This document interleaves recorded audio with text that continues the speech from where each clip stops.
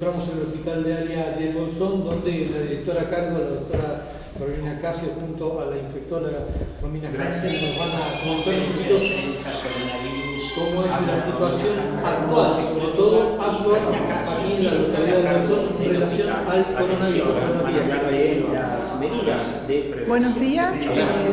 Nosotros hicimos esta convocatoria hoy por los temas surgidos ayer con los informes que dio el ministro de Salud sobre un caso confirmado en Viedma de una señora que había viajado a España, que es docente y que dio positivos para el virus coronavirus.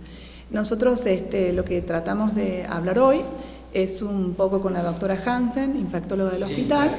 En esta reunión es explicar un poco unos temas de actualización de cómo estamos nosotros a nivel epidemiológico en la Argentina y bueno, hablar de las estrategias que el hospital está poniendo o está implementando ante esta situación. Doctora, puntualmente, ¿cómo son los protocolos? Sabemos que es algo muy cambiante y que prácticamente es día a día. ¿Cómo son los protocolos de prevención hoy día? Bueno, el protocolo salió hace varios días, los estamos implementando, que es todo aislamiento de contacto, es un virus respiratorio. Igual que nosotros nos tenemos que cuidar con el virus influenza y con el virus, bueno, el famoso virus de la gripe que nosotros llamamos. Lo que nosotros estamos implementando es el tema del lavado de manos, que es fundamental, un lavado de manos minucioso. Estamos también teniendo la precaución de que los pacientes que se van a presentar a la consulta, si ellos manifiestan tener fiebre o estar con algún síntoma respiratorio, se les está dando barbijos simples, que son los barbijos que se tienen que usar en esta instancia, que los hospitales tienen, los centros de salud también y los consultorios, mientras aguardan ser atendidos. Cuando ellos ingresan a la consulta, bueno, el médico también lo comienza a revisar y tomará las precauciones adecuadas. Y bueno, si nosotros estamos tratando de capacitar, estamos capacitando a la gente que está en admisión, que van con preguntas del sitio de donde ellos vienen, uno ahí toma otra medida si vienen de los países que, bueno, están circulando, las menciones de los países de Europa y de Asia, que hay que tener esa precaución hasta ahora puntual. Entonces ese paciente ya tenemos que viene de un sitio donde el virus está circulando. Con respecto a las medidas que se han tomado, que son medidas que uno no toma arbitrariamente, son medidas que la nación nos va informando y las vamos tomando, es de que los niños que han venido o adultos de estas zonas mencionadas, desde el día sábado, se ampliaron los países, en ellos también estaba España, bueno, se han tomado la precaución de un aislamiento de 14 días, que los lugares públicos y privados, tanto el ámbito laboral como el ámbito escolar, ya lo saben, porque bueno, la doctora Hansen hizo también un trabajo arduo de avisar a cada institución, entonces esas personas no hace falta que vengan a buscar certificados, solamente tienen que avisar y ya los lugares estos saben de las personas que han venido y tienen que quedarse en su casa. Si esas personas que están aisladas tienen algún síntoma, sobre todo fiebre, ellos tienen que avisar al hospital, acercarse ya después de haber avisado para que uno esté por el protocolo esperándolo para hacerle los laboratorios que son pertinentes, ¿no? Doctora, ¿tienen ya un número de personas autoaisladas aquí en el Bolsón o en la región, o Romina? En realidad nosotros nos encargamos de seguir las recomendaciones, como dijo la doctora Casio, que impuso el Ministerio de Salud.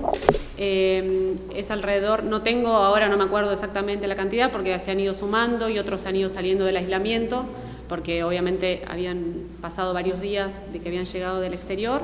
Eran alrededor de 10 personas, algunos están ya terminando el aislamiento en esta semana y por supuesto que esto va a seguir corriendo para adelante para las personas que vengan en estos días de los países que están con circulación activa, que son Italia, España, Francia y Alemania, además de China, Japón, Irán y Corea del Sur. Probablemente esto vaya cambiando, es decir, que esta información que nosotros estamos dando hoy puede ser que mañana sea distinta y se haya agregado otro país, o que Argentina tenga circulación activa en algún momento y esto se invalide. Doctora, ¿sí? Doctora, ¿cuáles son las diferencias de la gripe común y el coronavirus? Porque los primeros síntomas son muy parecidos. En realidad lo que está descrito es que es indistinguible en un inicio de una gripe común. Yo les puedo decir cómo se define un caso sospechoso de coronavirus ahora.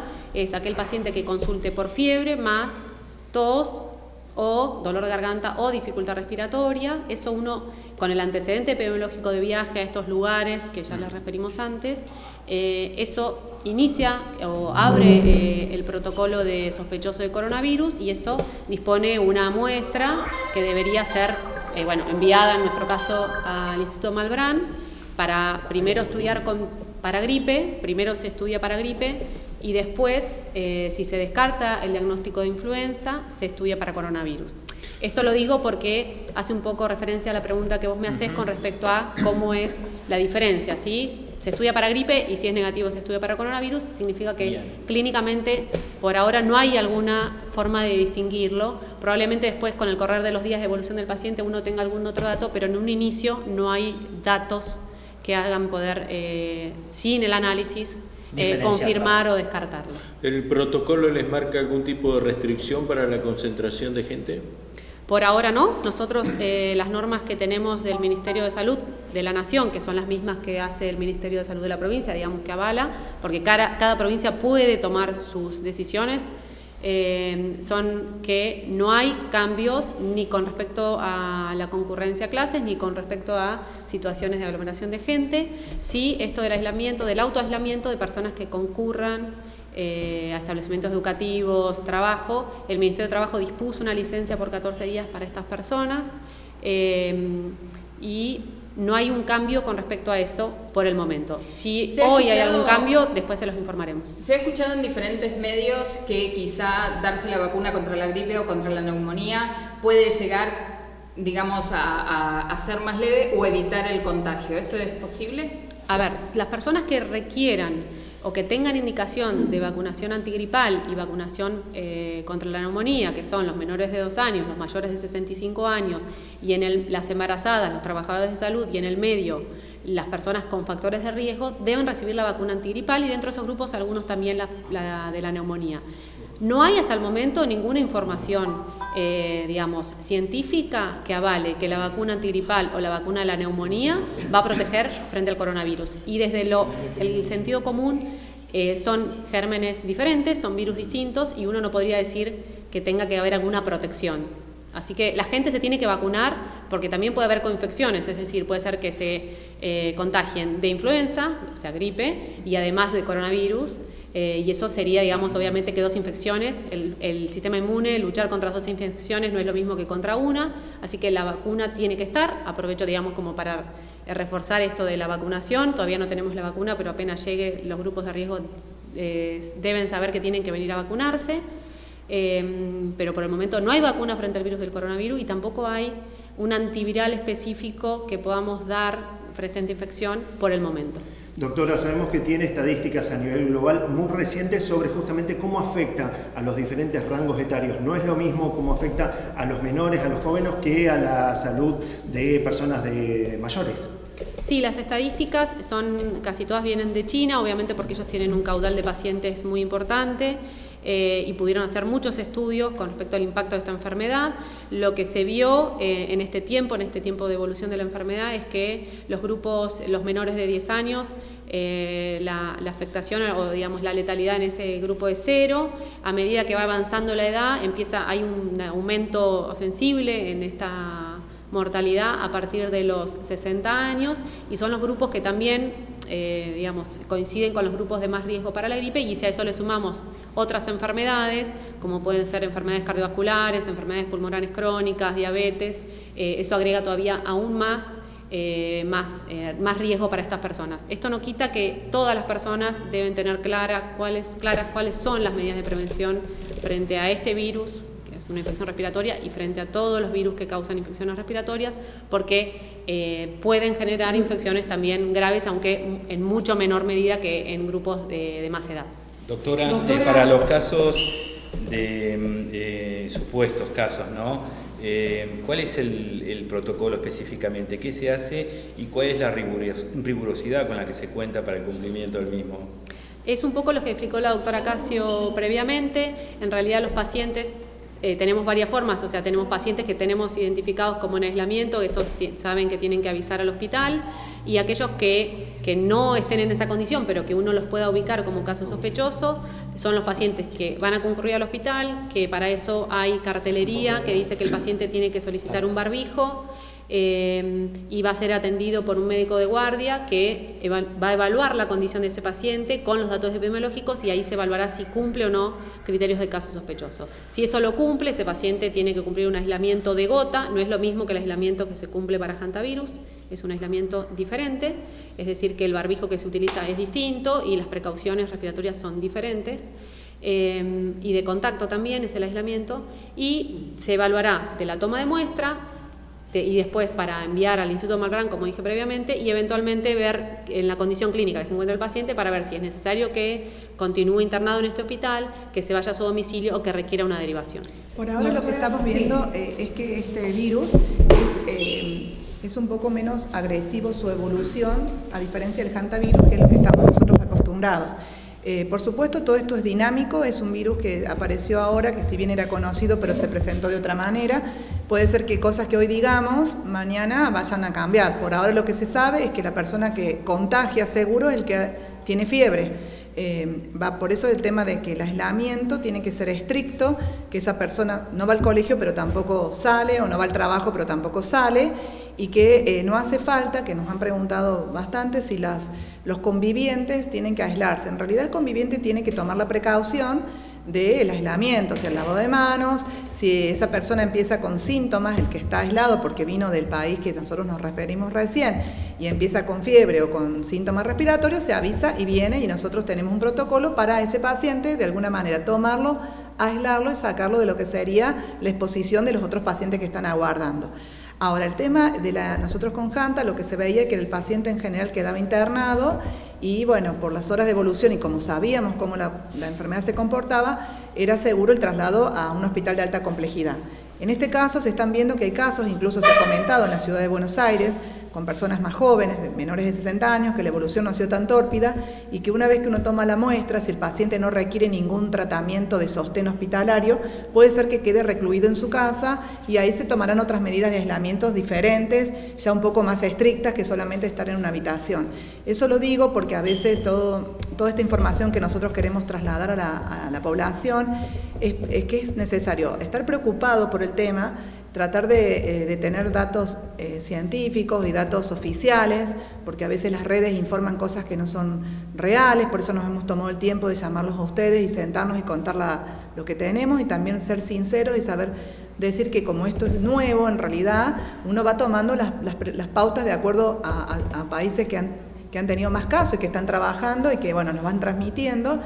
Y que la idea es no entrar en caos ni en pánico, y saber que medidas tan básicas como lavarse las manos o colocar el brazo de esta manera cuando uno va a toser o estornudar, saber que eso protege, y que también si uno estornuda, tose y hay gotitas de flujo en distintos lugares, eso hay que higienizarlo con medidas comunes que uno tiene en la casa. Doctora, en virtud de lo que usted marca acertadamente, informar con veracidad, anoche, cerca de las 11 de la noche, comenzó a correr, sobre todo en los WhatsApp de los medios de comunicación, la llegada de una persona que había estado en España, que fue atendida con síntomas de coronavirus aquí en la guardia del hospital. Nosotros consultamos, nos dijeron que esto no era real. No es real. Puede pasar que eso es real, y también lo voy a comentar. Hasta el día sábado, España no era un país que se tenía dentro de los países que teníamos que tener nosotros la precaución. Se había hablado, sí, en ese momento de Italia, y nosotros lo que nos encargamos es de citar puntualmente a alguna persona que se presentó de España, pero para preguntar, y se lo tuvo en cuenta, y bueno, lo que se está tratando de tomar también son números de teléfonos o direcciones de personas que han venido a consultar por guardia, pero que en ese momento esos países no se tenían en cuenta, y después, bueno, se los capta a esas personas, que obviamente vamos a guardarlo porque es secreto médico, y esa persona sabe que tiene que estar aislada en su casa. Esto es fundamental, que la población tome conciencia de que cuando uno habla de aislamiento hay que cumplirlo para protegerse uno y proteger al resto de las personas, porque ya los niños son responsabilidad de los padres, pero los adultos tienen que saber que si tienen un viaje o alguna actividad van a tener que suspenderla, porque si bien por ahora en Argentina no hay ninguna medida de como alerta roja, como se está haciendo ahora en Italia. Es importante que si en Italia se llevó esta medida fue porque no hubo, realmente no se tomó la responsabilidad cada persona de aislarse. Entonces, para evitar eso, uno creo que tiene que saber ser responsable, y esto es así. Muchas personas habrán tenido contacto con el virus, no desarrollarán la enfermedad ni contagiarán, y tendrán que estar esos 14 días en un aislamiento consciente. En la historia reciente hemos pasado la gripe A, la aviar, la del chancho y tantas otras. ¿Estima que en algún momento también va a llegar el coronavirus a lugares tan apartados como este? Ya está acá. Nosotros no tenemos fronteras, que si bien puede parecer que Chile en un momento estaba muy lejano, son 20 horas de avión, y bueno, y el tráfico de turistas que van y vienen. Yo creo que hay que tener la precaución y, como dijo la doctora Hansen, cuidar mucho lo que es la comorbilidad. Aquellos pacientes que tienen otras patologías de base, que fueron los que la estadística muestra que son los más afectados, tienen que tomar conciencia de vacunarse cuando se tienen que vacunar, de cuidar su medicación, de hacer sus controles pertinentes. Y bueno, nosotros como hospital estamos también día a día manejándonos con las pautas nacionales y provinciales, también con la comunicación de nuestro hospital de referencia, que es el Hospital Zonal de Bariloche, y nosotros vamos en estos días, en breve, en 24 o 48 horas, sacar algunas medidas que les avisaremos para que la población sepa. ¿Se activó el protocolo en Bariloche? En Bariloche no conozco todavía, ninguna de manera oficial, yo hablé con el director, y por ahora no hay nada. O sea, siempre estamos en alerta. Nosotros tenemos una ventaja, que tenemos el manejo de Hanta.